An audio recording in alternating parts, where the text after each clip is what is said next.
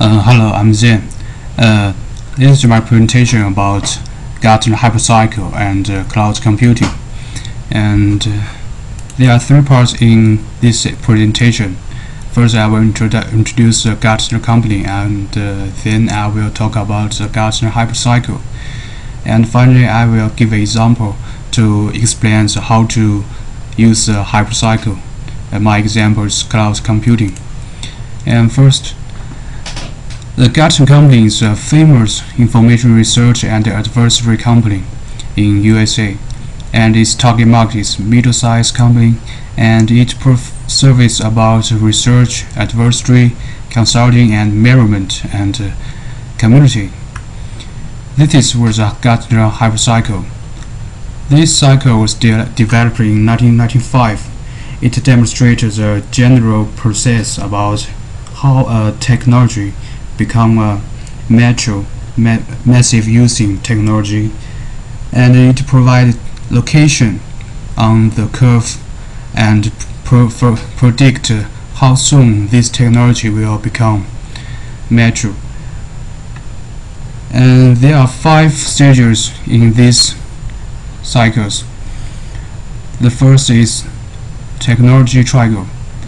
The benefits of the technology will attract more and more attention, and of course more and more people will research and study how to use this technology, and reach to the second stages. In second stages, the theory about how to apply technology has been matured, and few companies will start to develop their application. With the further study, and more limitation and issues will come out, and people will find it is not as easy as they start to develop their technology. So the expectation will decreasing, reach to the third stages. In these stages, some of the company will give up their development, and only few will keep to develop the application of our technology. And in the next stages, the improvement and new generation products will overcome the negatives and start to attract attention again, because the product developer is not as easy as theory research. So in these stages, the increasing speed is not as fast as the first stages. And finally, in the fifth stages, the application of the technology has been matured, and it can be massively used for public. This is my personal understanding about the 5 stages. First, the technology attracts attention study, and mature theory and early application in the peak of the flat expectation. And third, issue and barrier scale investment, and few organizations keep on. And the improvement and new successful generation products will increase in the expectation. And finally is technology mature and massive usage. My example of how to apply the hypercycle is cloud computing, and we will watch a video to understanding first. You have big ideas to streamline your business and drive sales through the roof. But to get there, your ideas need business apps. And business apps have always been too expensive, especially in times like these. Behind each one is a world of complexity. They need a data center with office space, power, cooling, bandwidth, networks, servers, and storage. A complicated software stack, and a team of experts to install, configure, and run them.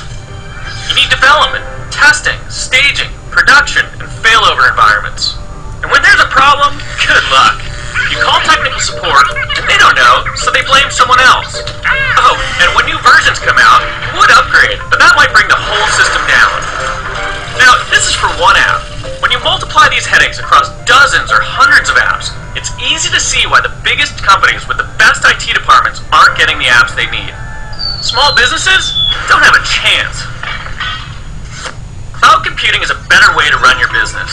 Instead of running your apps yourself, they run on a shared data center. You just plug in, like a utility.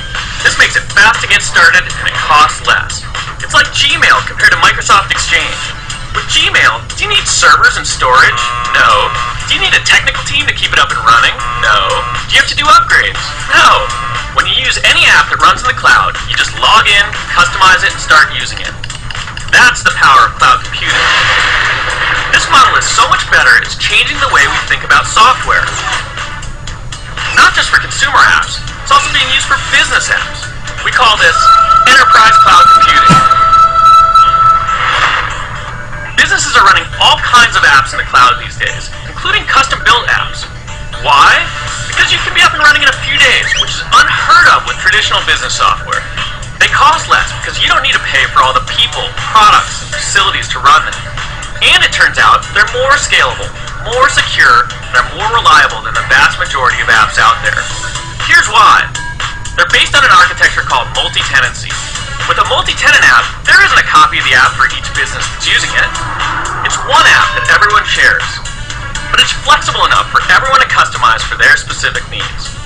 It's like a giant office building where everyone shares the infrastructure and services, like security, and each business can customize their own office space. This means apps are elastic. They can scale up to tens of thousands of users or down to only a few. Upgrades are taken care of for you, so your apps get security and performance enhancements and new features automatically.